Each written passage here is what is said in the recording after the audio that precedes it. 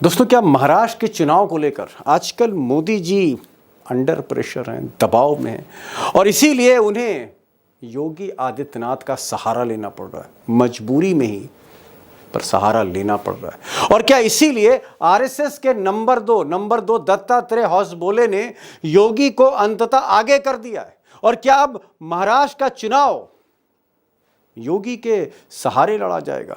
BJP की नाव अब योगी के सहारे पार होगी और आप कह सकते हैं कि क्या अब मोदी का हथियार योगी है? बटेंगे तो कटेंगे। खास बात यह है कि इन होर्डिंग्स पर योगी की तस्वीर के साथ एक स्लोगन लिखा हुआ है जिसमें लिखा है बटेंगे तो कटेंगे। बटेंगे तो कटेंगे ये कोई आज की बात नहीं है। ये 1925 से लगातार राष्ट्रीय स्वयंसेवक संघ बटने के खिलाफ है। अगर भेद से हम करेंगे तो हम कटेंगे।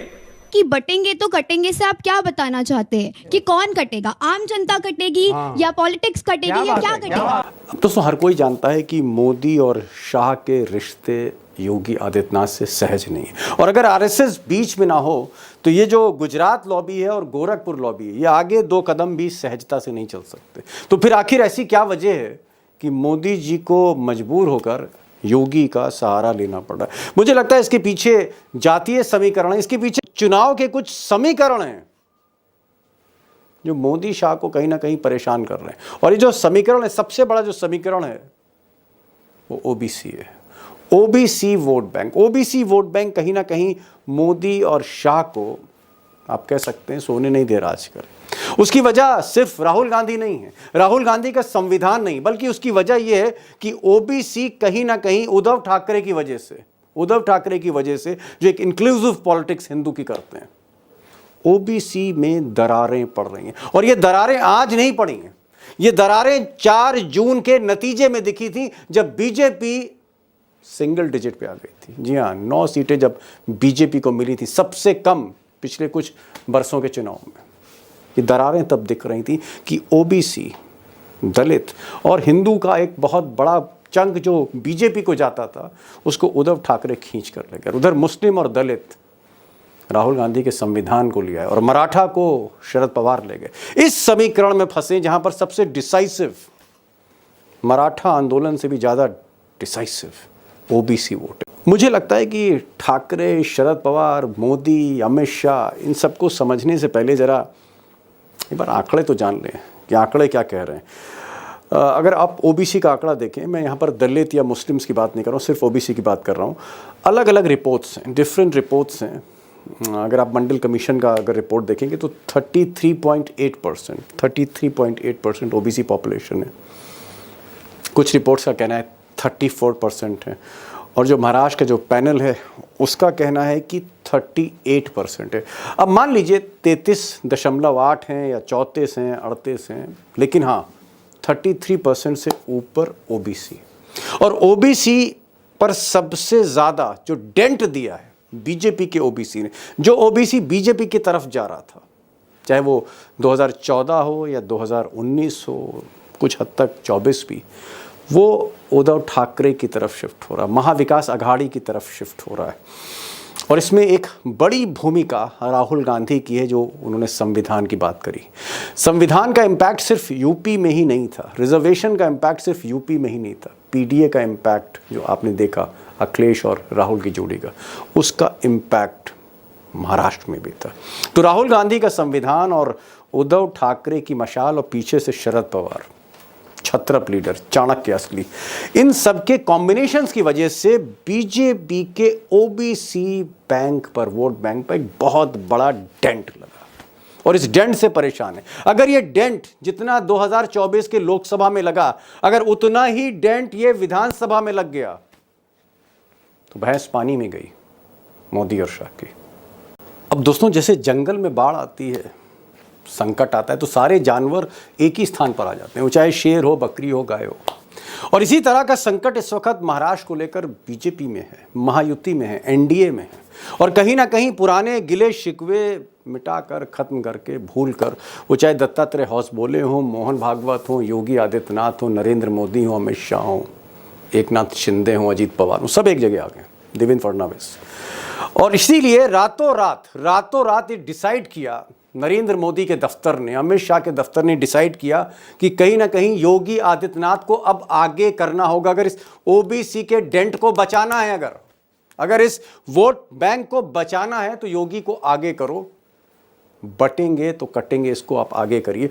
और तब रातों रात मुंबई को पोस्टरों से बांट दिया। बटेंगे तो कटेंगे पोस्टर हर जगह, मुंबई में, महाराष्ट्र में, कस्बों में। यहां तक कि ये पोस्टर सिर्फ मुंबई में नहीं है, महाराष्ट्र में ही नहीं है, ये झारखंड भी पोस्टर पहुंच चुके हैं। बटेंगे तो कटेंगे। और ज्यादा से ज्यादा अब योगी को प्रोजेक्ट किया जाएगा, जो एक उपचुनाव का सामना भी कर रहे हैं उत्तर प्रदेश में। बड़ा उपचुनाव है 9 सीटों का। तो आरएसएस हो, बीजेपी हो, प्राइम मिनिस्टर ऑफिस हो, होम मिनिस्टर ऑफिस हो, महाराष्ट्र बीजेपी हो, नड्डा का दफ्तर हो या योगी जी का दफ्तर हो, सब एक दिशा में आगे चल रहे हैं। बटेंगे तो कटेंगे। अब अगर साफ शब्दों में कहूं दोस्तों कि बटेंगे तो कटेंगे, इसका मतलब क्या है, तो मुझे लगता है इसका मतलब तो वो जो छोटी नन्ही बेटी थी जिसने आज तक पे जो बात कर रही थी, उसी ने बता दिया था कि इससे आप क्या जनता को काट रहे हैं या राजनीति को काट रहे हैं। कि बटेंगे तो कटेंगे से आप क्या बताना चाहते हैं कि कौन कटेगा? आम जनता कटेगी या पॉलिटिक्स कटेगी या क्या कटेगा? अब दोस्तों अगर थोड़ी क्लैरिटी लाने की कोशिश करूं तो बटेंगे तो कटेंगे का जो मकसद है, जो उद्देश्य है, वो यही है कि योगी जी जा कर बोलेंगे सभाओं में कि भाई हिंदुओं को बटना नहीं, अगर बटेंगे तो कटेंगे आप। यानी कहीं ना कहीं खौफ दिखाना है, मुसलमानों का खौफ दिखाना है, डराना है, और उनको याद दिलाना है कि बांग्लादेश जैसी स्थिति होगी आपकी अगर आप बट गए। तो आपको यूनाइट रहना है, आपको ओबीसी नहीं रहना है, आपको दलित नहीं रहना है, आपको इस जाति का नहीं रहना है, उस जाति का नहीं रहना है, जात पात पे नहीं चलना है।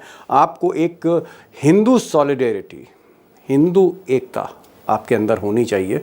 जिस तरह से संकट में सारे जानवर एक हो जाते हैं, आपको भी एक होना है। भले ही आप इंसान हैं, आपको एक होना है। ये एक तरह का एक मैसेज देने की कोशिश है। मैंने थोड़ी क्लैरिटी करी, मैं चाहता हूँ इस पर ज़्यादा क्लैरिटी होनी चाहिए। रियल मोटिव क्या है, रियल मोटिव क्या है। और आज कई खास मेहमान हैं। आज प्रोफेसर रविकांत, जो आज उत्तर प्रदेश, पश्चिमी उत्तर प्रदेश बिजनौर में थे, उनको मैंने कहा आप लाइव में आइए, क्योंकि ये जो आप कह सकते हैं जो सब्जेक्ट है, इस पर मास्टरी प्रोफेसर रविकांत की है। बटेंगे तो कटेंगे। आज मैंने कुर्बान अली साहब, ब्रिटिश ब्रॉडकास्टिंग कॉरपोरेशन बीबीसी के आप कह सकते हैं एक वरिष्ठ पत्रकार रहे, मैंने उनको न्योता दिया, आप आइए आज स्पष्टता से अपनी बात को सामने रखिए। विवेक देश पांडे जो आरएसएस के मुख्यालय नागपुर, वहाँ पर बरसों से पत्रकारिता कर रहे हैं, मैंने उनको भी आज इनवाइट किया है। वो भी बहुत कुछ समझाएंगे कि क्या योगी का ये जो मंत्र है ये कारगर हो सकता है। क्या महाराष्ट्र में बटेंगे तो कटेंगे, ये जो जादू है योगी का जो चलाना चाह रहे हैं, क्या ये जादू चलेगा? क्या वो नाव पार करा देंगे बटेंगे तो कटेंगे के सहारे, या इस नाव को महाविकास अघाड़ी पलट सकती है? ये मैं विवेक देश पांडे से पूछूंगा। और एक overall 360 degree view Umakant Lakhera साहब से लेंगे कि उनका क्या मानना है, क्या होने जा रहा है। बटेंगे तो कटेंगे, आइए गहराई से जानते हैं।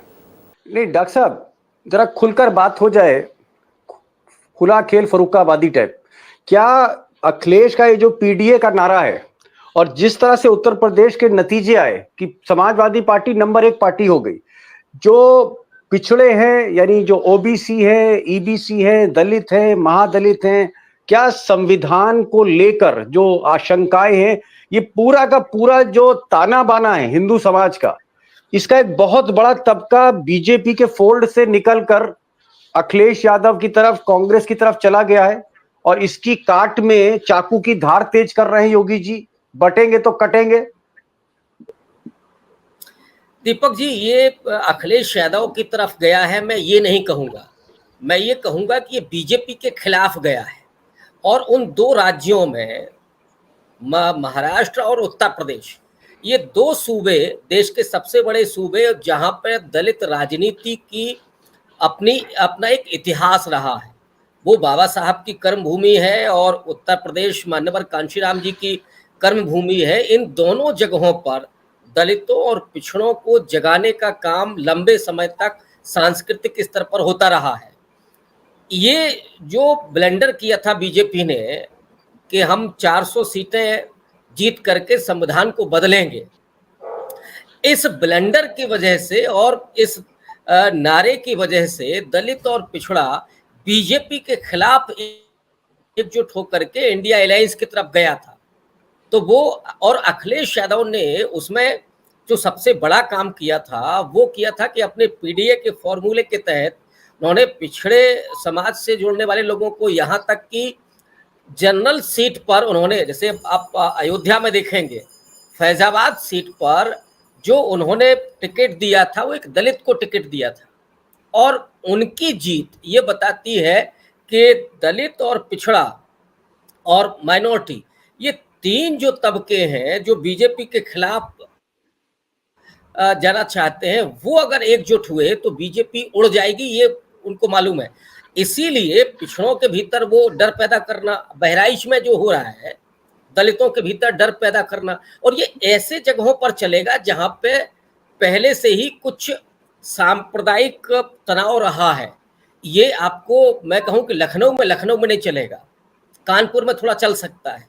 तो जहां पे थोड़ी सांप्रदायिक परिस्थितियां रही हैं वहीं पर ये थोड़ा काम कर सकता है नारा। वहां पे आप दलितों और पिछड़ों को जोड़ सकते हैं, सांप्रदायिक रूप से उनको थोड़ा उत्तेजित कर सकते हैं। लेकिन मुझे नहीं लगता कि इस नारे से भी कुछ होने जा रहा है। असली डर जो है बीजेपी को यही कि ये जो तबका है जो खड़ा हो गया है संविधान बचाने के लिए, ये जो तबका अब अपने अधिकारों को लेकर के आरक्षण बचाने के लिए खड़ा हो गया है, वो हमारे साथ अब जुड़ेगा कि नहीं जुड़ेगा। अब तो वो मुखौटों के आधार पर भी नहीं जुड़ रहा है। जैसे केशव प्रसाद मौर्य को आपने डिप्टी सीएम बनाया, चुनाव हारने के बाद भी बनाया, लेकिन लोकसभा में क्या हुआ, मौर्य समाज आधा निकल गया। तो ये जो लोगों के भीतर चेतना आ रही है, उसकी वजह से बीजेपी और आरएसएस दोनों बेचैन। आरएसएस जो खुल करके, एक जमाना था भारतीयता की बात होती थी, इस भारतीय ये क्यों नहीं हो सकता। अब हिंदू एकता की जो बात कर रहे हो, तो पहले राष्ट्रवादी थे, भारतीयता की बात करते थे, आजकल केवल हिंदू एकता की बात कर रहे हैं। तो कौन सा हिंदू एक होगा? वो जो वाल्मीकि बेटी का हुआ था हाथरस में, वो हिंदू नहीं थी क्या? लोग पूछ रहे हैं ना। जब किसी दलित का मूंछ काट दी जाती है, वो हिंदू नहीं है क्या? एक आदिवासी मध्य प्रदेश में जब उसके मुंह पर पेशाब की जाती है, उसे आप हिंदू मानते हैं कि नहीं मानते? तो हिंदू कब एक हो जाओ? जब चुनाव आ जाए या मुसलमानों के खिलाफ आपको कुछ करना हो, तब हिंदू एक हो जाओ। मैं कुर्बान अली साहब के पास जा रहा हूं, और कुर्बान अली साहब काफी तजुर्बे वाले अखबार नवीस रहे हैं, BBC broadcasting, British broadcasting corporation में काम किया। कुर्बान साहब, मेरा जो सवाल है वो ये है कि मैं अभी कुछ योगी जी की मैं स्पीचेस देख रहा था, और उसमें वो कह रहे हैं कि साहब हमने उत्तर प्रदेश में जो नमाज जब पढ़ी जाती थी तो लोग सड़कों पर बैठते थे, वो खत्म हो गया है। हमने लाउड स्पीकर जो है मस्जिद से उतरवा दिए, वो खत्म हो गया, और कुछ दिन बाद लोग भूल जाएंगे कि कभी कोई लाउड स्पीकर भी होते थे मीनार पे। उसके बाद वो बटेंगे और कटेंगे कहते हैं। और ये जो पूरी तकरीर है, ये जो पूरी बातचीत है, ये जो योगी का मैसेज है, इसको महाराष्ट्र के कस्बे कस्बे गांव गांव में लेके बीजेपी जा रही है, झारखंड में भी जा रही है। योगी का ये जो आप कह सकते हैं नया अंदाज है, हालांकि अंदाज पुराना है लेकिन नए तरीके से उसको पेश किया जा रहा है। क्या वाकई बीजेपी चाहती है कि ये जो आरक्षण है इससे डाइवर्ट किया जाए, सारे हिंदूज को एक किया जाए और चुनाव को जीता जाए? ये गेम प्लान क्या है? बटेंगे तो कटेंगे, इसको आप कैसे देखते हैं? मुझे इसमें कोई मुगालता नहीं है कि आरएसएस संघ परिवार, जो कि बीजेपी की एक मातृ संस्था है, और उसके अलावा उसके तमाम संगठन, वो अगले साल अपनी स्थापना की 100वीं जयंती मनाने जा रहे हैं। उनका पहले दिन से नारा यही था जो आज रिपीट किया जा रहा है कि हिंदू एकता, ब्रॉडर हिंदू यूनिटी। और मैं उसको कहता हूँ ब्लेटेंट मेजोरिटेरियन कम्युनल एजेंडा या अलायंस। और जो आप देखें कि पिछले 10 साल से जितने चुनाव हुए हैं, उन चुनावों में इसी ब्लेटेंट कम्युनल एजेंडे के तहत वो लोग चुनाव में उतरे हैं और उन्होंने कामयाबी हासिल की है। कभी थोड़ी सी नाकामी भी मिली है, लेकिन असल में उन्होंने काफ़ी हद तक ये मैसेज देने की कोशिश की है कि ये मुल्क हिंदुओं का मुल्क है, यहाँ नंबर 1 के शहरी वो हैं और नंबर 2 के शहरी बन करके जो बाकी माइनॉरिटीज़ हैं, चाहे वो मुसलमान हो, सिख हो, ईसाई हो, वो रह सकते हैं, लेकिन उन्हें गर्दन नीची करके रहना होगा और अपने किसी विशेष अधिकार की तो बात ही नहीं करनी होगी। और ये वी अवर नेशनहुड में गोलवलकर जी डिफाइन कर गए हैं। ये इनका तालिस्मा है, ये इनका गीता, बाइबल, कुरान जो कहिए वो है, और उस पर वो बहुत इफेक्टिवली काम कर रहे हैं। पिछले 10 सालों में, शुरू में तो उन्होंने कुछ आंखों की शर्म कह लीजिए या जो भी रहा हो, ये था कि 2-4 MP मुसलमान थे, 2-3 मिनिस्टर भी मुसलमान बने, लेकिन 2019 के बाद उन्होंने पूरी तरीके से उसको नकार दिया कि हमें इसकी कोई ज़रूरत नहीं है। और जब 300 सदस्य उनके लोकसभा में और 100 राज्यसभा में थे, उनमें एक भी मुसलमान नहीं था, एक भी ईसाई नहीं था, और एक गलती से सिख था। और आज भी वो डंके की चोट, चाहे वो कमज़ोर मेजॉरिटी के साथ आए हों 240 सीटें लेके, उन्होंने कहा कि नहीं, हम ये मैसेज लाउड एंड क्लियर देना चाहते हैं कि मुसलमानों के लिए हमारे पार्टी में या सरकार में कोई जगह नहीं है, तो उन्होंने नहीं किया। अब चाहे लोग इसके किस तरह से इंटरप्रिटेशन करें कि साहब ये गठबंधन की कमज़ोर सरकार है, नीतीश का दबाव है, चंद्रबाबू नायडू का दबाव है, ये है वो है, लेकिन पिछले 6 महीने में भी उन्होंने अपनी कारकर्दगी से ये साबित किया कि वो अपना यही ब्लेटेंट हिंदू एजेंडा, जो कि मेजॉरिटेरियन कम्युनल एजेंडा है, चलाएंगे। और जो मोदी की बात योगी की बात आपने कही, उस बात को अभी मोदी साहब ने 5 अक्टूबर को महाराष्ट्र में अपनी एक चुनावी सभा में कहा है, और कल ये जो होसबोले साहब हैं, इन्होंने जो RSS की मीटिंग मथुरा में हुई उसके बाद जो ब्रीफिंग की है, उसमें भी उन्होंने लाउड एंड क्लियर इस बात को कह दिया है। अच्छा, अब एक बात और मैं यहाँ आप इसमें बताना चाहूँगा और जोड़ना चाहूँगा, वो ये कि 2017 का जब इलेक्शन हुआ था, उस वक्त श्री अमित शाह उत्तर प्रदेश के प्रभारी थे। उन्होंने मेरठ में एक क्लोज डोर मीटिंग की RSS वर्कर्स की, और उसमें उन्होंने कहा कि देखिए, उत्तर प्रदेश में 20% मुसलमान हैं, वो हमको वोट नहीं देता, हमें उसके वोट की ज़रूरत भी नहीं है, बाकी 80% में से अगर 40% हम हासिल कर लेंगे तो हमारी सरकार बन जाएगी। और फिर कैसे बनी?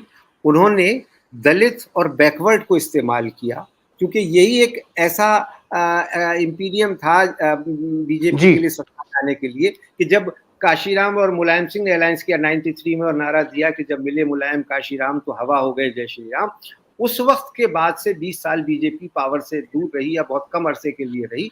उन्होंने इनको भी अप्रोप्रिएट किया, और आज भी उत्तर प्रदेश की सरकार में भी और केंद्र की सरकार में भी वो उनके एलाइज हैं, पार्टनर हैं, और उनका वोट उनको मिलता रहता है, कभी कम और कभी ज्यादा। कभी पश्चिमी उत्तर प्रदेश में ज्यादा मिलता है, पूर्वी उत्तर प्रदेश में कम मिलता है, लेकिन वो उनका एजेंडा चल रहा है। आखिरी बात मैं यही कहूँगा कि इसके अलावा उनके पास कोई एजेंडा नहीं है कि वो ब्रॉडर हिंदू यूनिटी की बात करें और हिंदू वोट बैंक के बेसिस पर वो सरकार का गठन करें। उन्होंने कई राज्यों में इस तरह से करके दिखाया है, केंद्र में भी करके दिखाया है, आइंदा भी करेंगे। मुझे इसमें कोई मुगालता नहीं। मैं जरा एक छोटा सा सवाल मैं पहले जरा प्रोफेसर साहब से पूछूंगा।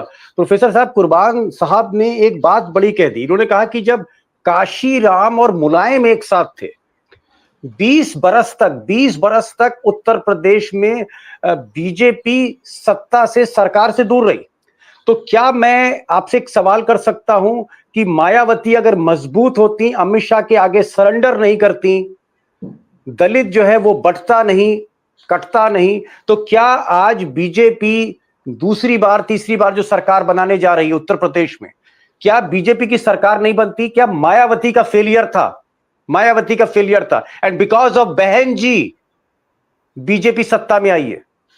छोटा सा जवाब, बहुत मुख्तर था। डेफिनेटली दीपक जी, 100%। हम लोग लोकसभा चुनाव के पहले जो बात कर रहे थे और जो मुझे सूचनाएं मिल रही थी, उसमें यह था कि मायावती इंडिया अलायंस के साथ जा सकती हैं, और अगर वो इंडिया अलायंस के साथ आ जाती तो आज नरेंद्र मोदी तीसरी बार सत्ता में नहीं होते। और दूसरा, दलित वोट की जो एकजुटता की बात है, वो या तो मायावती फ्रंट फुट पर खेलें तो वो आ सकता है, या फिर वो कांग्रेस के साथ जा सकता है। जैसे मायावती अब केवल जाटव वोट तक सिमट करके रह गई हैं। अभी 21 तारीख को जो प्रोटेस्ट हुआ उपवर्गीकरण के खिलाफ, उसने और उनको समेट दिया है, संकोच एक तरह से समाज पूरी तरीके से अब उनके साथ नहीं रह गया है जो दलित समाज था, अब केवल जी। जाटव है। तो नहीं निश्चित रूप से प्रोफेसर साहब, मायावती अगर डॉक्टर साहब, मेरा सवाल बहुत संक्षेप में है, मुख्तसर एक लाइन में जवाब दीजिए कि मायावती की कमजोरी की वजह से ये जो दलित है बीजेपी की तरफ शिफ्ट हो रहा है और बीजेपी मजबूत हुई at the expense of Mayawati. निश्चित रूप से, और उसमें भी जो नॉन जाटव दलित है वो शिफ्ट कर गया बीजेपी की तरफ, क्योंकि मायावती की जो राजनीति है वो जो कमजोर हुई और उन्होंने दूसरे और जातियों को उस तरह से अपने साथ जोड़ने में वो नाकामयाब साबित हुई, इसलिए बीजेपी मजबूत हुई। और आज अगर मैं ये कहूं कि उत्तर प्रदेश में बीजेपी अगर मजबूत हुई है तो उसमें 50% बड़ी जिम्मेदारी मायावती की है, इसमें कोई दो राय नहीं। चलिए, बहन जी को सोचना होगा, एक रिसर्च करते हैं और काशी राम के जमाने से प्रोफेसर साहब जो लगे हुए हैं, बहुजन समाज और आप कह सकते हैं सोशल एक्टिविस्ट भी हैं, पॉलिटिकल एनालिस्ट भी, इनका ये कहना है कि समवेयर बहन जी जो हैं वो जिम्मेदार, अगर बहन जी मजबूत होती तो आज योगी सत्ता में नहीं होगी, इनका ये कहना है। देशपांडे जी, आप तो भाई जहां मोहन भागवत की कुर्सी है वहीं पर आपकी कुर्सी और मेज लगी है, आप वहीं से समाचार फाइल करते, उसी नागपुर से। मैं ये जानना चाह रहा हूं और मैं चाहता हूं कि आपका सवाल बड़ा सहज जवाब हो, महाराष्ट्र के माइक्रो लेवल पे मैं नहीं जाना चाहता, हमारे दोस्त बहुत से महाराष्ट्र के बाहर भी प्रोग्राम देख रहे हैं।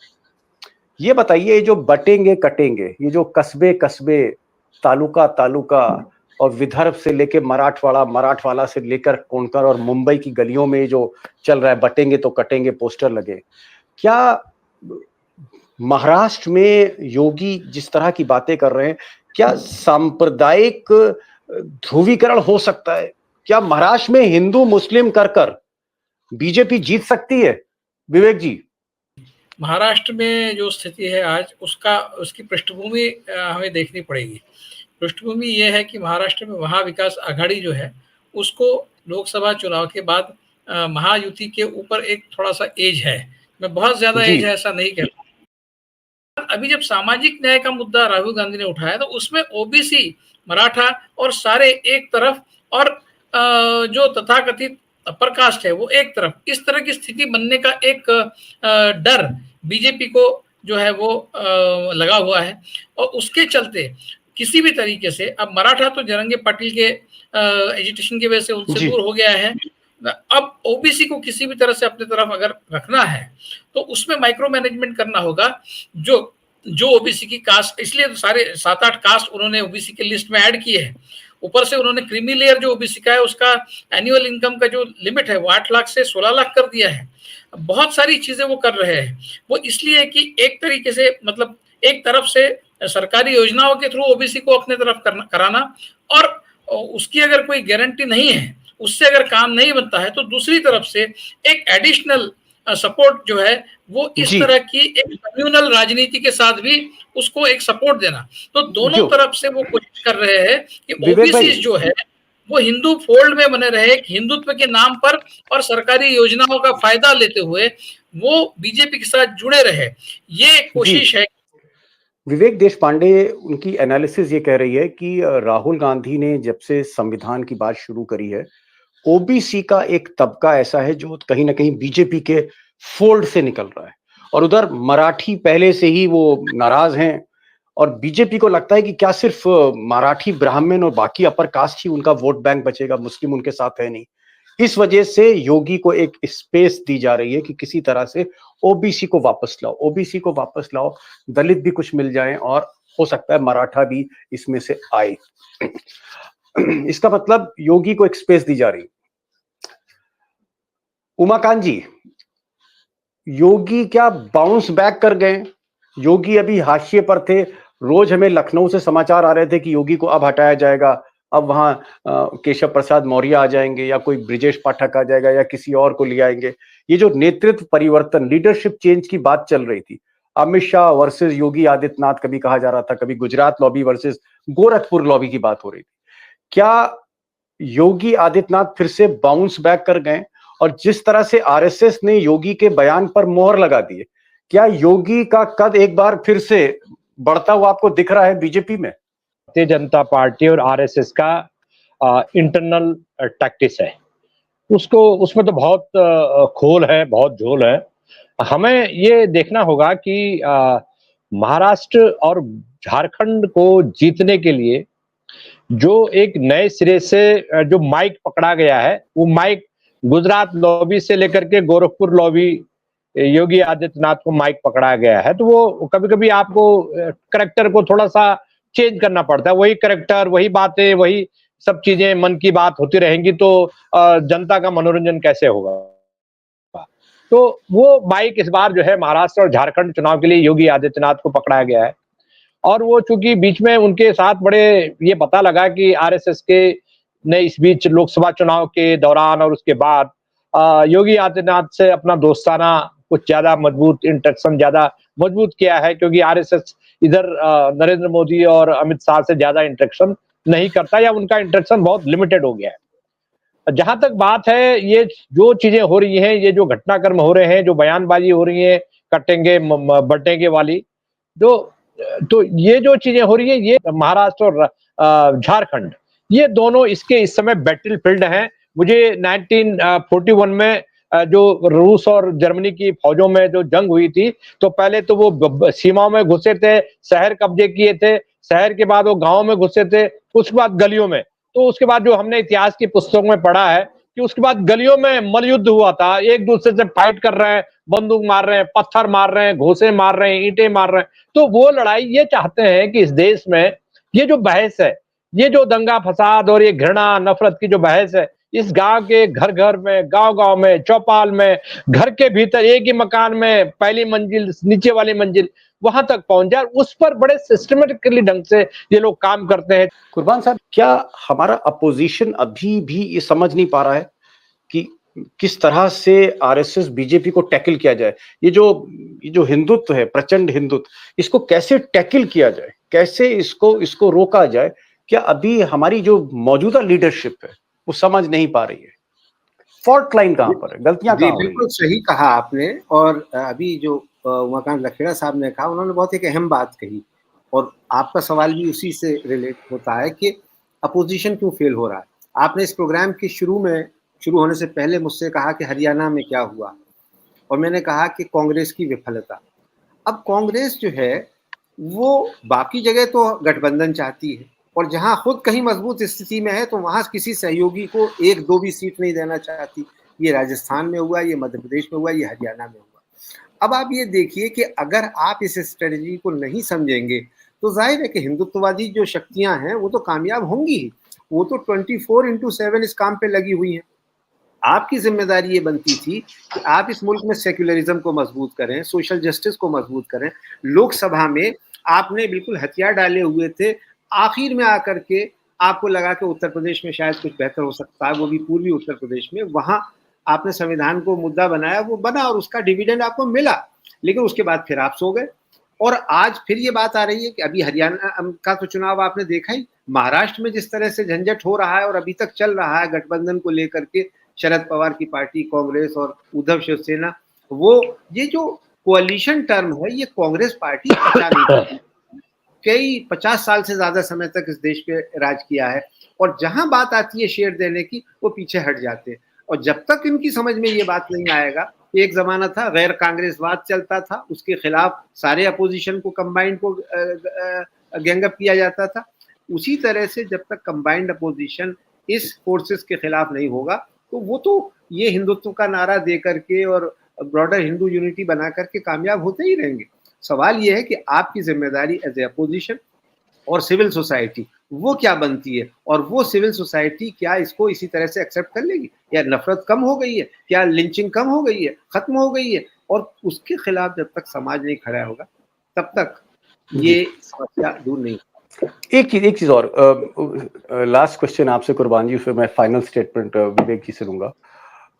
आपको लगता है, मान लीजिए अगर हरियाणा जीत लिया, एक मोमेंटम मोदी और शाह को मिला है, अगर महाराष्ट्र और झारखंड ये भी अगर मोदी जीत लेते हैं, तो आपको लगता है कि और ज्यादा आक्रामक राजनीति होगी आरएसएस बीजेपी की तरफ से? देखिए, आक्रामक होगी कि नहीं होगी मैं नहीं जानता। लोकसभा इलेक्शन के बाद भी ये कहा गया कि ये बहुत थिन मेजोरिटी से आए हैं, अब इनकी वो अकड़ फू नहीं रहेगी, अब वो ऐसे काम नहीं करेंगे। लेकिन उन्होंने हर चीज अपनी एलाई से मनवाई, चाहे वो लोकसभा स्पीकर की पोस्ट हो या कैबिनेट कमेटी ऑन सिक्योरिटी का मामला हो, मंत्रिमंडल में किसी को जगह देने की बात हो, उन्होंने हर आदमी को, हर सहयोगी को हैसियत में रखा। और जो पुराने उनके सबसे सहयोगी थे, भरोसेमंद अकाली दल और शिवसेना, उनको भी बाहर करने में 1 मिनट नहीं किया। तो ये हमें अपने आप को मुगालते में नहीं रखना चाहिए कि वो आक्रामक हो जाएंगे, वो आक्रामक नहीं होंगे। उनका एजेंडा जो चल रहा है इस मुल्क में, सबसे बड़ी कामयाबी नरेंद्र मोदी और संघ परिवार की ये है कि वो ये नैरेटिव देने में कामयाब हो गए कि ये मुल्क हिंदुओं का मुल्क है और मेजोरिटी की अनुकंपा पर ही माइनॉरिटीज या बाकी लोग रह सकते हैं। एक कुछ सवाल रह गया कुर्बान साहब जी, महाराष्ट्र और झारखंड जीतने जी, के बाद, और मान लीजिए बिहार भी जीत जाते हैं और जी। दिल्ली भी जीत जाते हैं, फिर क्या होगा मोदी शाह का? ये तो बता दीजिए, एक लाइन, दो लाइन। नहीं, देखिए ऐसा है, मैं कोई भविष्यवक्ता नहीं हूँ दीपक जी। क्या नहीं नहीं, होगा, मैं क्या नहीं होगा, एक पॉलिटिकल माइंड के नहीं, तौर पे नहीं, अगर मैंने ये आपसे स्थिति बताया है। ना, ये देखिए वो तकरीबन हार गए लोकसभा चुनाव, तकरीबन। उसके बावजूद उनके हौसले में आपको कहीं किसी तरह से कोई कमी नजर आई? कुछ इंडिकेटर होते हैं ना कि साहब ये कमजोर हुए, 300 से 240 पे आ गए, तो इनके अंदर ये तब्दीली आई। इन्होंने जो सबका समाज, सबका साथ देने की बात की थी, क्या उसको इम्प्लीमेंट किया? क्या इन्होंने अपना कम्युनल एजेंडा बैक बर्नर पे रख दिया, जैसे वाजपेयी जी ने 6 साल रखा था जब एनडीए की सरकार चलाई थी? कोई तब्दीली नहीं है कहीं किसी लेवल पे। और अगर किसी साहब को है तो मैं कहूंगा कि ये गलतफहमी, उनको मुबारक हो, मुझे कम से कम ये नहीं है। उनका एजेंडा बहुत क्लियर है। अब अगले साल जनवरी में कुंभ हो रहा है और कुंभ में ये मैसेज देने की कोशिश की जाएगी कि 100वें साल में संघ के हम कैसे ब्रॉडर हिंदू यूनिटी करें, और वही नारा इसलिए दिया, इसी की वजह से आज आप इस पे चर्चा कर रहे हैं। इसमें कहीं मुझे कोई मुगालता नहीं। चलिए, कुर्बान साहब कह रहे हैं कि भाई इनको कोई मुगालता नहीं है, इनको कोई कंफ्यूजन नहीं है कि मोदी और अमित शाह या आरएसएस बैकफुट पर जाएंगे। फ्रंट फुट पे पहले भी खेल रहे थे, 300 पे भी फ्रंट फुट पे खेल रहे थे, 240 पे भी फ्रंट फुट पे खेल रहे हैं।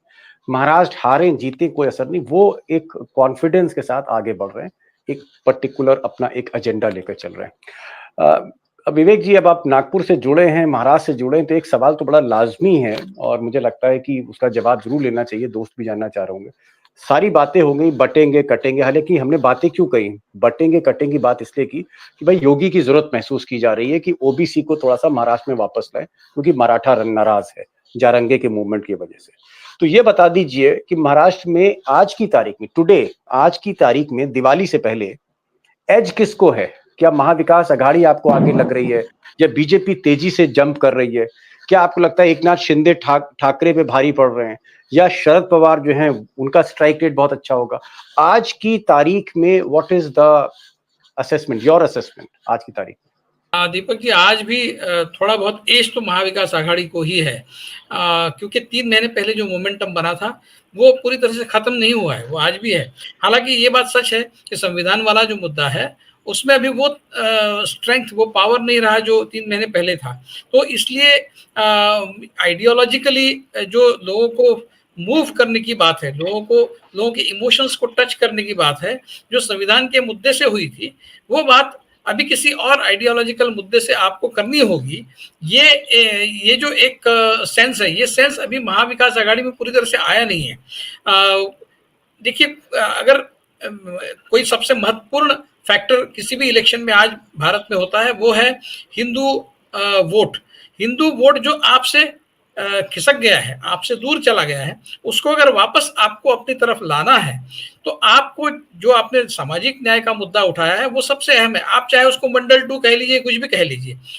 अगर बीजेपी एक इमेजिनरी लड़ाई मुसलमानों के साथ, माइनॉरिटी के साथ में खड़ी करती है और उसके बेसिस पे हिंदुओं का मोबिलाइजेशन करती है, जिस तरह की कोई लड़ाई अस्तित्व में है ही नहीं, इस तरह की कोई लड़ाई है ही नहीं, लेकिन उसको एक रियल लड़ाई मानते हुए, लोगों को मनवाते हुए कि इस तरह की लड़ाई हमको लड़ना है, ये लोगों के मन पे इस तरह का इंप्रेशन डालकर उन्होंने अगर एक आर्टिफिशियल हिंदू यूनिटी अचीव की है, क्रिटिकल मास अचीव किया है, जिससे वो चुनाव जीतने में सफल हो जाते हैं, तो अपोजिशन के पास में सामाजिक न्याय का जो मुद्दा है उससे एक बड़ा क्रिटिकल मास जो उनसे छिटक गया था, उससे दूर चला गया था, उसको वापस लाने की कवायद अपोजिशन को करनी चाहिए। उसके लिए एक आइडियोलॉजिकल नैरेटिव बहुत बड़ा बिल्ड करने की जरूरत है।